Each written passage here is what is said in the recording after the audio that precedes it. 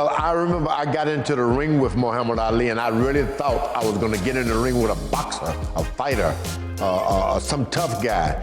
But once the bell rung, we faced each other. His presence was greater than anything I'd ever faced in the ring. Never before nor since have I ever seen anything like that. To call him a great boxer is an injustice. He was bigger than boxing, bigger than movie stars. He was something special. All of you, I know you got him. I know you got him picked, but the man's in trouble. I'm gonna show you how great I am.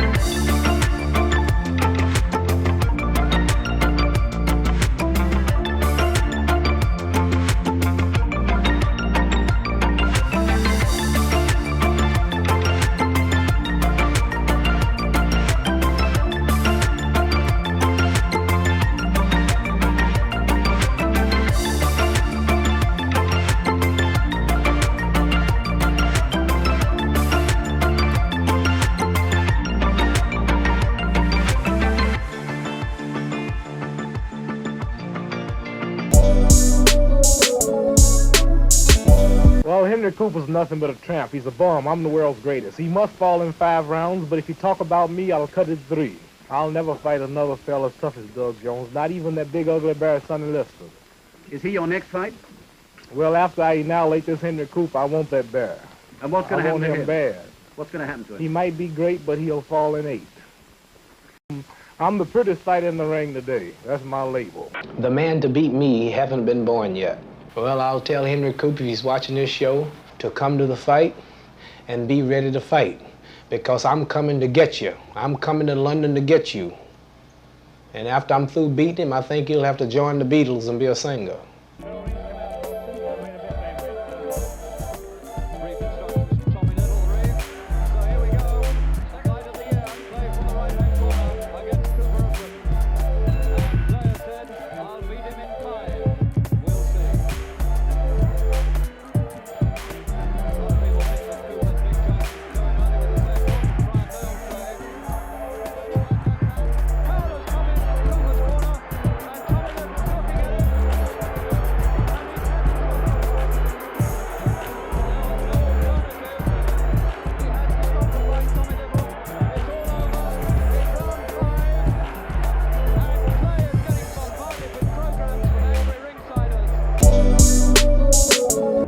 I'm too fast.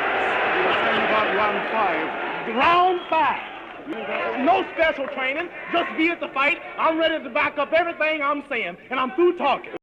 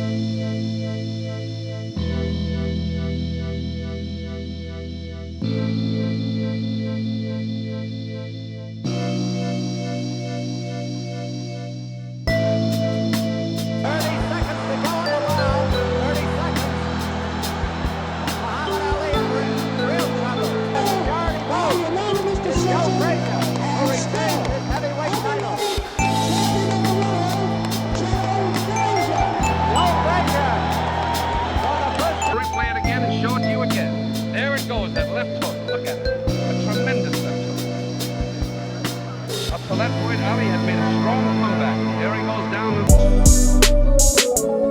What's gonna happen when you meet Smokey Joe? And I said, Joe's gonna come out smoking, and I ain't gonna be joking. I'll be pecking and a poking, pouring water on his smoking. Then this might shock and amaze you, but I will destroy Joe Frazier. Some people say, you better watch Joe Frazier, he's awful strong. I said, tell him to try Band Roll-On. That's deodorant.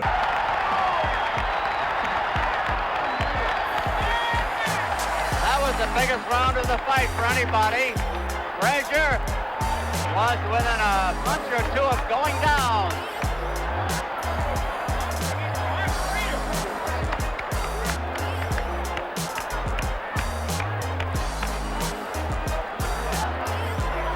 The doctor comes up and looks at Frazier.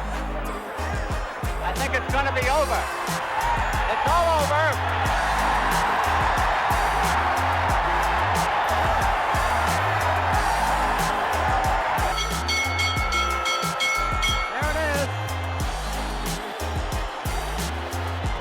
It's all over. The winner by unanimous decision is Muhammad Ali. There it is, the winner by unanimous decision, Muhammad Ali.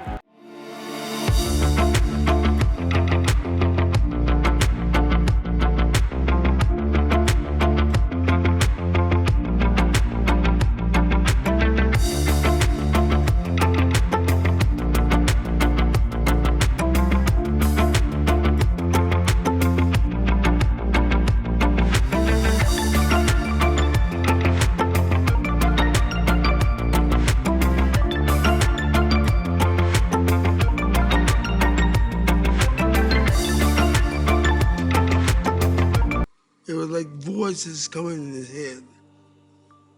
And I couldn't tell you who he's coming from, because I don't know. But therefore, if you ain't got something right to say to me, then you better keep it quiet. Because I'm gonna peel off and hit you. Because it's just nothing for me to do but just walk straight, walk right. Muhammad said, never feel sorry for me. He said, I'm great. But, you know, maybe he may not feel bad, but the guy that fought him do, because you see what he's going through. I am the greatest. The representation that he gave to the black community will never be forgotten, no matter what. I want my child to look like me. Every intelligent person wants his child to look like him.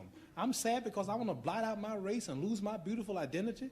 Chinese love Chinese. They love the little slanted-eyed, pretty brown-skinned babies. Pakistanis love their culture. Jewish people love their culture. A lot of Catholics don't want to marry number of Catholics. They want the religion to stay the same. Who want to spot up yourself and kill your race? You a hater of your people if you don't want to stay who you are. You shame what God made you. God didn't make no mistake when he made us all like we were. My big idol passed a couple of days ago. It was Muhammad Ali. For me, he was a big inspiration. He was my idol. This was one of my dreams to meet him, but it will not happen. But what he did for in the ring, outside ring, nobody will reach halfway of what he did. He put it color not for one country, put it color for the whole world and what he stood for. So he's a big inspiration to take after. Tell me, champ, would you have been prepared to go into the army if it hadn't been for the Vietnam War? No, under no conditions do we take part in wars to take lives of other humans. Muhammad Ali.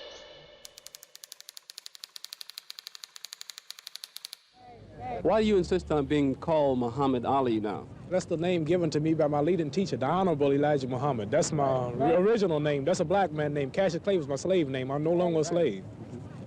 What does it mean? Muhammad means worthy of all praises, and Ali means most high.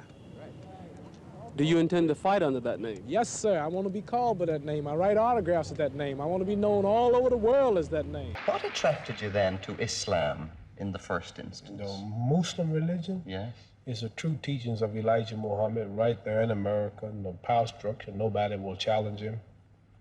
And the history of ourselves, the history of our true religion, our nationality, our names. See, we don't have our names, you know. I know how proud you all are, proud of your names.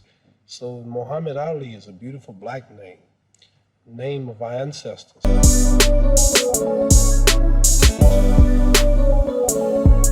So many aspects of his life have been chronicled for so many years that everyone feels like we know the story. You feel like you know Muhammad Ali. You've seen him be funny. You've seen him be angry. You've seen the full spectrum of emotions that any filmmaker would try to capture. You've seen it all. So my question was, what are we going to show? What are we going to put into a movie that will be interesting that people haven't seen already? And then after meeting Ali, and the first time we met, he told me I was almost pretty enough to play. You must be on boxing position and just have a little dance like we're boxing, and just for 1 second, I have to time it, and for 1 second, like this. I'm a convert, and so my first exposure to Islam was through Muhammad Ali.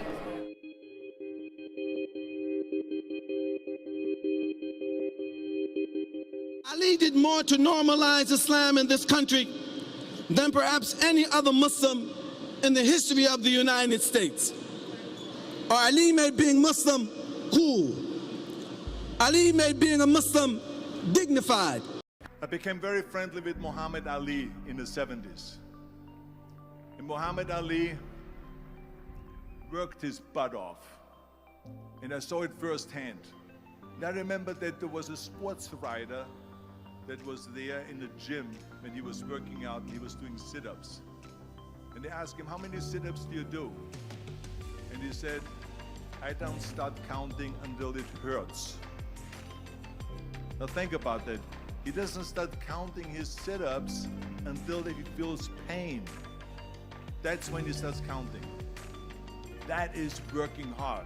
Muhammad Ali sort of set the stage to get me to think about where I can choose my own religion, I can even choose my own name, and I can choose the life I want to live and still be respectful for those who invested so much in me. You met Muhammad Ali, is that right? Oh, my gosh. I met Muhammad Ali in 1980 at the Dorchester Hotel. He had made this film, terrible film, by the way, called Freedom Road with Chris Christopherson. And Helen knew the producer of this film. The producer invited Helen and subsequently myself, would you like to come and have a private audience with Muhammad Ali? And you were a fan, I guess, were you? Excuse me? Yeah. A fan? Yeah. He was my idol. Jonathan, he was my idol. I was a boxer as a kid, so he was my idol.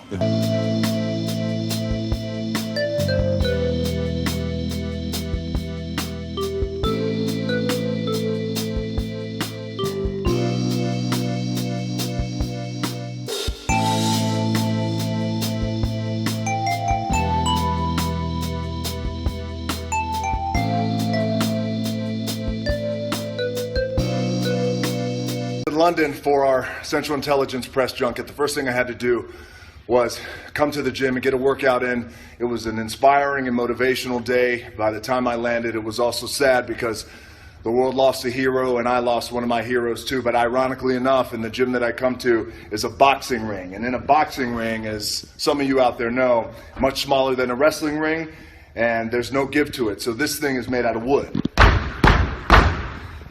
And I learned how to wrestle on this, suplexed on my back, on my head, on my neck, and it made a man out of me learning in a boxing ring. And these ropes, by the way, you can't even run them like wrestling ropes. So this is where it all started for me.